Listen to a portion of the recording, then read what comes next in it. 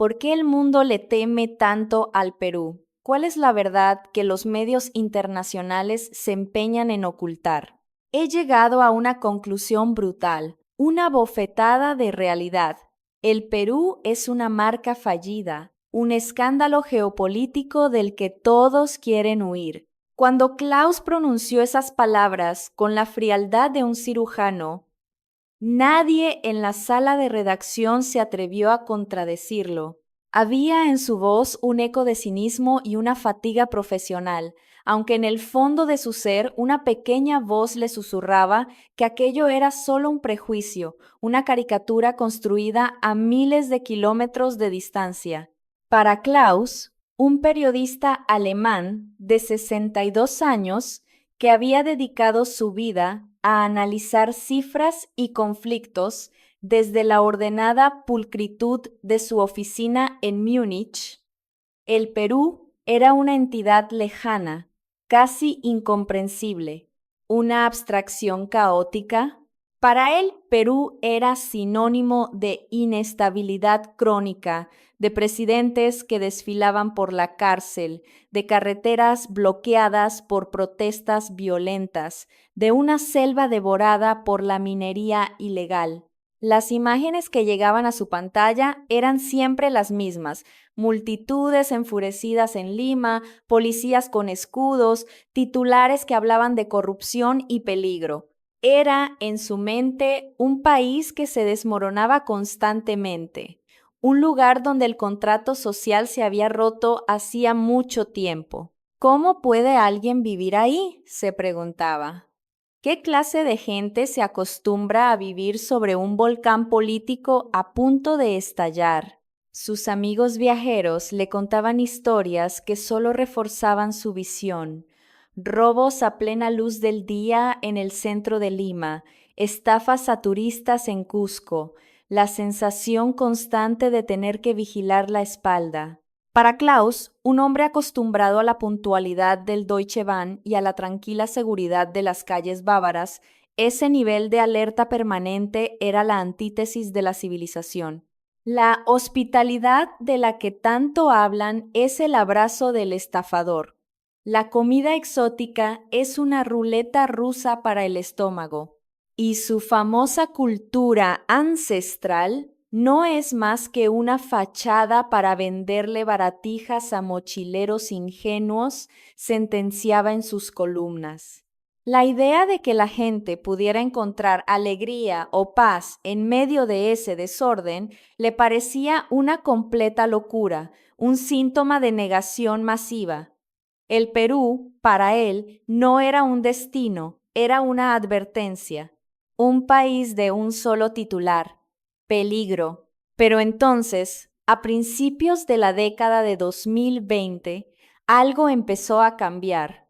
Una fisura comenzó a abrirse en su monolítica certeza. Medios europeos, publicaciones que él respetaba, empezaron a hablar del Perú de una forma distinta. Ya no solo eran los blogs de viajeros de bajo presupuesto. La BBC dedicó un especial a la revolución gastronómica de Lima, llamándola la capital culinaria del mundo que nadie vio venir. Le Figaro publicó un reportaje sobre cómo la textilería de los Andes estaba inspirando a la alta costura parisina. No era la propaganda turística de siempre. Eran análisis serios, documentales que exploraban una profundidad que Klaus se negaba a ver. Comenzaron a aparecer testimonios de extranjeros, gente como él, que contaban historias que no encajaban en su narrativa. Un empresario suizo que hablaba de la calidez humana que encontró en un pequeño pueblo del norte, un calor que, según él, Europa había perdido hacía décadas. Una fotógrafa inglesa que confesó haber llorado de emoción al ver el amanecer en Machu Picchu, sintiendo una conexión espiritual que ninguna catedral gótica le había dado jamás. Pura basura romántica, mascullaba Klaus mientras leía. Pero la duda, como una gota de agua sobre una piedra, comenzaba a hacer mella. Un día, frustrado, decidió investigar por su cuenta, buscando los datos duros que tanto amaba. y lo que encontró lo dejó perplejo. Informes de la ONU, estadísticas de seguridad, encuestas de satisfacción turística. Las cifras pintaban un cuadro radicalmente diferente. La tasa de criminalidad en los distritos turísticos de Lima era menor que la de muchas ciudades de Estados Unidos. La satisfacción de los viajeros que visitaban el país estaba entre las más altas del continente. Descubrió un concepto que no entendía: la resiliencia, una capacidad sobrehumana para sonreír en medio de la crisis.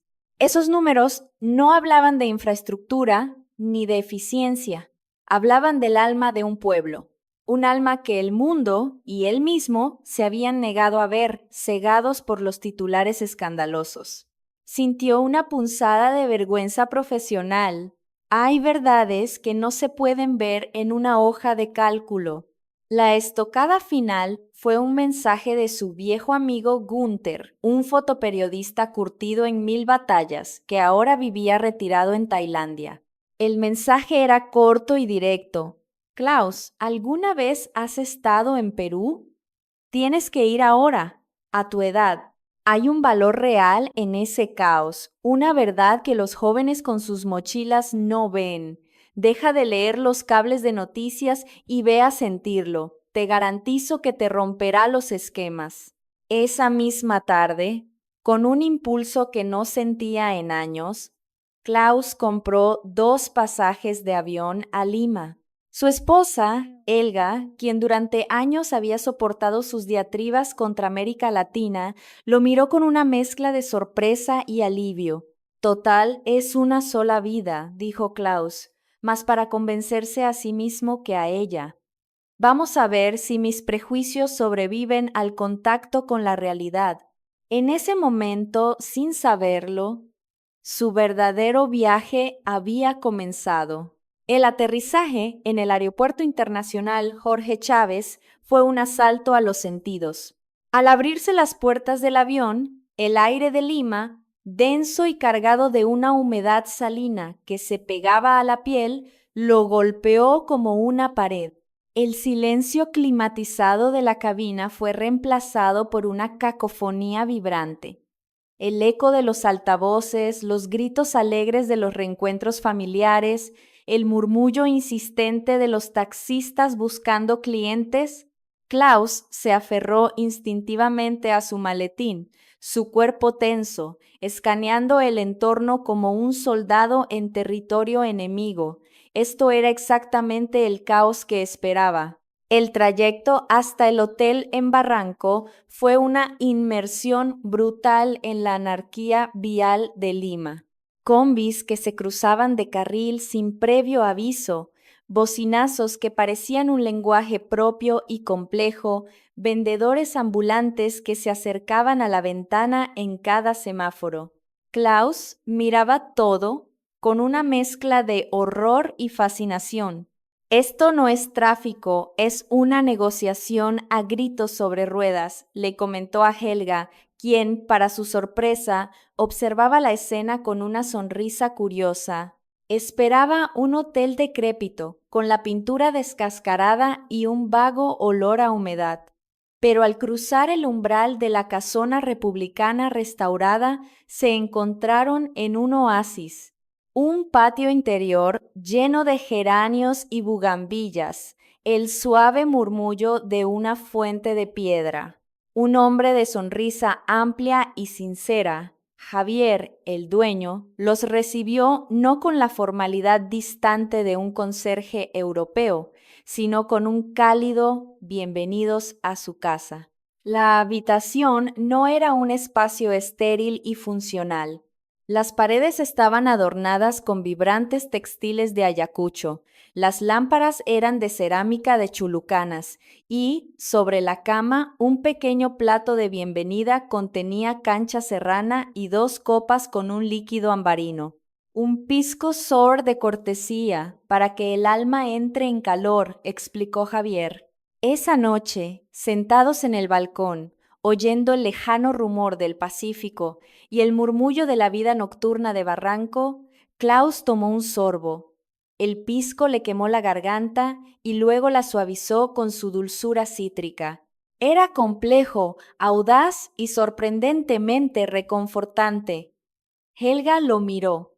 No es tan terrible como lo pintabas, ¿verdad? Klaus no respondió. Se limitó a observar las volutas de su propio aliento, confundido. El país que había venido a confirmar en su desdén le estaba mostrando una cara inesperada. No era orden, no era pulcritud, era algo más cálido, más humano.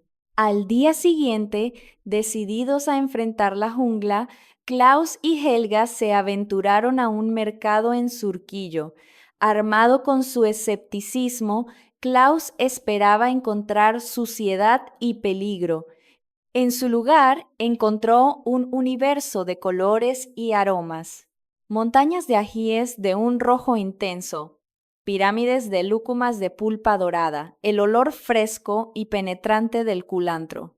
Los vendedores no los acosaban, les ofrecían probar frutas cuyos nombres ni siquiera podían pronunciar, con una generosidad que lo desarmaba. Siguiendo una recomendación de Javier, entraron en una pequeña cevichería escondida en un rincón del mercado.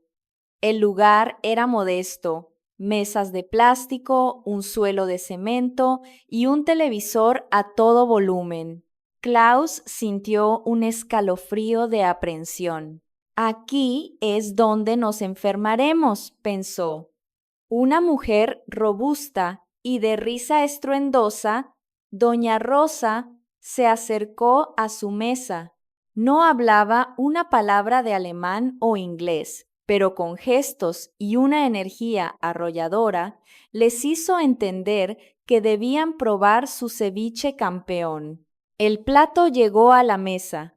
Trozos de pescado blanco como la nieve nadando en un jugo lechoso, salpicado de ají limo rojo y cebolla morada, con un boniato anaranjado y granos de choclo a un lado. Klaus lo miró con desconfianza, pero ante la mirada expectante de doña Rosa, tomó un trozo con el tenedor. Fue una detonación en su paladar, una explosión de frescura ácida, el picante limpio y fugaz del ají, el dulzor del camote, la textura crujiente del choclo. Era un equilibrio perfecto de sabores que nunca había imaginado. No era sutil, era una declaración de principios, una bofetada de vida. Levantó la vista y vio a Helga con los ojos cerrados, saboreando cada bocado. «Dios mío, Klaus, esto es increíble», susurró. Al terminar, doña Rosa se acercó con 2 vasitos de un líquido blanquecino. «Leche de tigre. Levanta muertos», dijo con una carcajada que retumbó en todo el local. Klaus lo bebió de un trago. Era el concentrado del ceviche, aún más intenso, revitalizante. Sintió un calor que le recorría el cuerpo. Miró a su alrededor. Las familias, compartiendo platos, los amigos brindando con cerveza, la música a todo volumen. No era caos, era comunidad, era una celebración de la vida.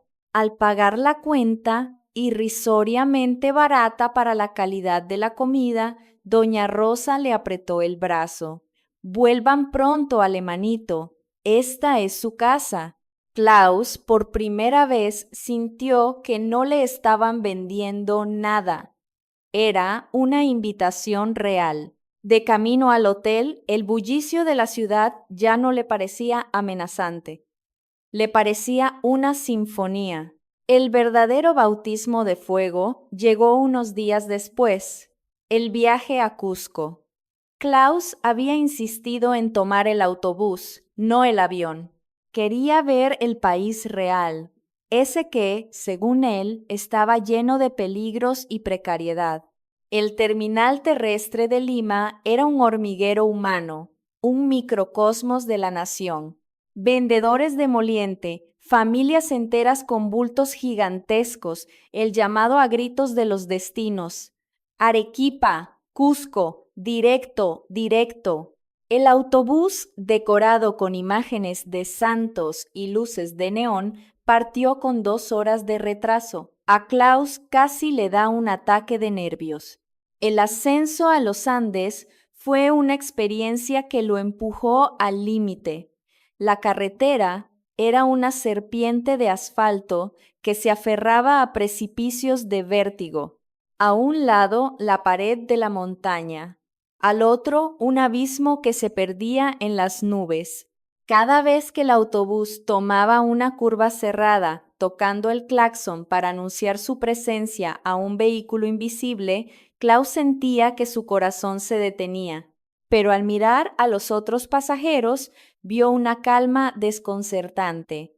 Una anciana quechua tejiendo, unos niños durmiendo plácidamente, un joven escuchando cumbia en sus audífonos. No era resignación, era una confianza absoluta, una fe en el conductor, en la máquina, en la vida misma. A mitad de camino, el autobús se detuvo en un pequeño pueblo polvoriento, una parada para comer. Klaus y Helga bajaron, entumecidos. En un puesto de adobe, una mujer con el rostro curtido por el sol servía un caldo humeante en tazones de barro. Caldo de gallina. Klaus lo probó con escepticismo, pero el sabor intenso y reconfortante del caldo, con su papa amarilla deshaciéndose en la boca, lo revivió. La mujer les ofreció un trozo de pan serrano. No aceptó pago. Para el viaje, para que les dé fuerza, dijo simplemente. De vuelta en el autobús, Klaus observó cómo una familia compartía sus humildes provisiones con el pasajero de al lado. Vio la paciencia con la que todos esperaban cuando una pequeña avalancha de lodo bloqueó la carretera durante 1 hora. Nadie se quejó. La gente bajó, conversó, compartió cigarrillos. Había una solidaridad tácita, un entendimiento de que el viaje era un desafío colectivo. Esto, pensó Klaus, era la antítesis del Shinkansen japonés. No había precisión, ni silencio, ni eficiencia, pero había alma. Había un tejido humano que se fortalecía ante la adversidad. Comprendió que la puntualidad era un lujo de los países donde las montañas no se derrumban sobre el camino. Aquí, la verdadera riqueza era la capacidad de ayudarse mutuamente para llegar al destino. Cuando finalmente, después de 22 horas, el autobús descendió hacia el Valle Sagrado y las luces de Cusco titilaron en la distancia, Klaus no sintió alivio. Sintió una extraña forma de respeto. La llegada a Cusco fue como entrar en otra dimensión. El aire era fino y frío, y olía a eucalipto y a historia. Klaus caminaba por las calles empedradas, maravillado por la arquitectura imposible. Muros incas de piedras perfectamente ensambladas, sin una gota de mortero, sobre los cuales se levantaban casonas coloniales con balcones de madera tallada. No era una ciudad museo, era una herida y una fusión. La historia sangraba de cada piedra. Visitaron el Coricancha, el antiguo Templo del Sol. Sobre los muros de roca pulida que una vez estuvieron cubiertos de oro, los conquistadores habían construido el convento de Santo Domingo. Klaus se quedó en silencio, tocando la fría perfección de la piedra inca y luego la áspera cal del muro español. No sintió la paz serena de un templo japonés. Sintió una energía poderosa, una tensión de siglos, la historia de una civilización que se negaba a morir. Al día siguiente, viajaron a Chinchero, un pueblo en el altiplano famoso por sus tejedoras. En un patio de adobe, un grupo de mujeres con polleras de colores brillantes y sombreros tradicionales los recibieron con sonrisas que revelaban dientes manchados por la coca. No era un espectáculo para turistas. Era una clase magistral sobre una forma de vida. Una anciana de rostro arrugado como un mapa, Mama Elena, les mostró todo el proceso, cómo lavaban la lana de alpaca con una raíz que hacía espuma, cómo la teñían con pigmentos naturales. Les mostró el rojo intenso que salía de la cochinilla, el insecto que vive en el cactus, el azul profundo de una planta local, el verde de las hojas de eucalipto. Todo provenía de la Pachamama, la Madre Tierra. Luego, con una agilidad sorprendente, montó su telar de cintura, atando un extremo a un poste y el otro a su propio cuerpo. Sus manos se movieron con una velocidad y precisión hipnóticas, entrelazando los hilos de colores. No usaba ningún patrón escrito. El diseño estaba en su cabeza, en su corazón, transmitido de generación en generación. Esto no es solo un dibujo, explicó una de las mujeres más jóvenes en un español pausado. Este es el cóndor que nos conecta con el mundo de arriba. Esta es la serpiente del mundo de abajo. Y este es el puma de nuestro mundo. Contamos la historia de nuestro pueblo en cada tejido. Klaus tomó uno de los tapices terminados. La textura era suave, los colores vibraban con una vida que ningún tinte químico podría replicar. No era un objeto, era un libro tejido. Sintió el peso de siglos de conocimiento, de resistencia cultural. Estas mujeres, que vivían en condiciones humildes, eran guardianas de un tesoro invaluable. La eficiencia de su mundo moderno de repente le pareció pálida y sin alma en comparación con la profunda sabiduría que se manifestaba en ese simple acto de tejer. Helga, conmovida, compró un pequeño tapiz. Mama Elena se lo entregó no como una vendedora a un cliente, sino como si le estuviera confiando un pedazo de su alma, para que te dé calor y te proteja, le dijo. Ese día, Klaus entendió que la verdadera cultura no está en los museos, sino en las manos de la gente. El clímax del viaje y de su transformación fue Machu Picchu. Tras un viaje en tren que serpenteaba junto al río Urubamba, ascendieron en autobús por un camino que parecía colgar del cielo. Al llegar a la cima, una densa niebla lo cubría todo. Klaus sintió una punzada de decepción. Pero entonces, como si obedeciera a una señal cósmica, el viento sopló y el velo blanco se desgarró, revelando la ciudadela de piedra en todo su esplendor. El aliento se le quedó atrapado en la garganta. No había palabras, no había análisis periodístico que pudiera describir esa visión. La ciudad de piedra, perfectamente integrada en la cresta de la montaña verde, bajo el cielo azul profundo de los Andes. Era una obra de ingeniería, de astronomía y de arte, todo a la vez. Era un testimonio silencioso y abrumador de lo que el ser humano puede lograr cuando vive en armonía con la naturaleza. Klaus y Helga caminaron durante horas por las terrazas y los templos, casi sin hablar. Él tocó las piedras, sintiendo la energía que parecían emanar. Se sentó en una de las terrazas superiores y simplemente observó. Vio la forma en que la luz del sol golpeaba el Intihuatana, la piedra que ataba el sol. Escuchó el silencio, un silencio lleno de viento y de ecos ancestrales. Allí, sentado en la cima del mundo, Klaus se sintió increíblemente pequeño. Su cinismo, su certeza, sus prejuicios, todo se disolvió en la inmensidad de ese paisaje.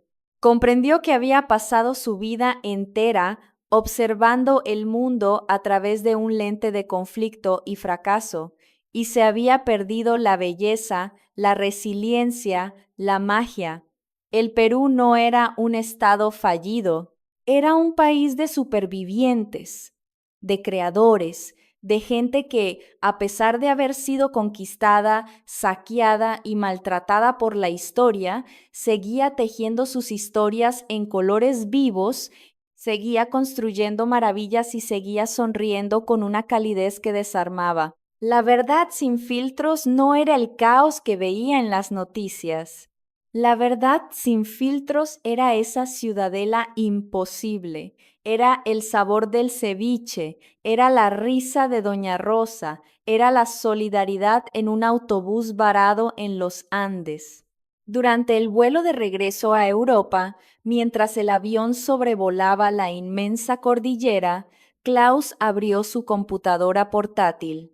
Borró el borrador del artículo que había empezado a escribir antes del viaje, aquel titulado Perú, Crónica de un colapso anunciado. Abrió un documento nuevo y por primera vez en mucho tiempo no sabía por dónde empezar. Miró a Helga, que dormitaba con una sonrisa en los labios, abrazada al tapiz de chinchero. Finalmente comenzó a escribir. ¿Por qué el mundo le teme al Perú? Quizás porque nos muestra todo lo que hemos perdido. Tememos su caos porque hemos confundido el orden con la vida. Tememos su pasión porque nos hemos vuelto demasiado cínicos para sentir. Tememos su hospitalidad porque ya no sabemos cómo confiar. Viajé al Perú buscando la confirmación de un fracaso y encontré, en cambio, una lección de humanidad. La verdadera infraestructura de este país no está hecha de acero y concreto, sino de resiliencia, comunidad y una inquebrantable conexión con su historia. El Perú no te da la mano con delicadeza, te abraza con toda su fuerza, te sacude, te despierta y te deja para siempre irremediablemente cambiado. Cerró la computadora. Afuera, el sol se ponía sobre el Atlántico, pintando el cielo de colores tan vibrantes como los que había visto en los Andes. Y Klaus supo que esa historia, la verdadera historia, apenas comenzaba a ser contada.